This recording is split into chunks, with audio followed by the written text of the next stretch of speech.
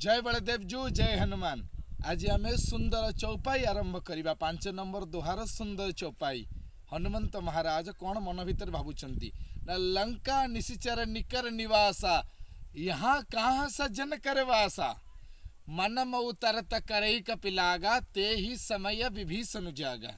यार आम अर्थ बुझा कहते जे हनुमंत महाराज मन भीतर चिंता करुँच लंका निश्चित निकर निवासा एठारे समस्त राक्षस मान रोचंती तापर यहाँ कहाँ सजन करवासा एठारे तुलसी कौटु आसीबो बा भल मनीष कौटु आसीबे सज्जन मान एठू कौटु आसीबे एठी आसीबे ना एठी तो समस्त राक्षस मान रोचंती तापर मनमहु तरत करई कपिलागा एति मन भितर से भावुंट जे सज्जन एठू कौटु आसीबे तो राक्षसमय ए लंकाटा एठू सज्जन कौटु आसीबे भक्त कौटु आसीबे प्रभुंकर तापर कौन ना ते ही समय विभीषण जागा से समय रे राम श्री रावणर भाई महाराज विभीषण से जगार जागी उठिले बा शोइथिले उठी पड़िले तापर हनुमंत महाराज सहित से कौन कथा हेले आम परवर्ती भिडियो जानिबा पई किंतु प्रत्येक दिन आपण सुंदरकांड श्रवण करंतु हनुमान चालीसा पाठ करंतु एमती मो सहित जोड़ी होकि थांतु प्रभुंकर कथा मु आपणक पाखरे पहुंचाइबी।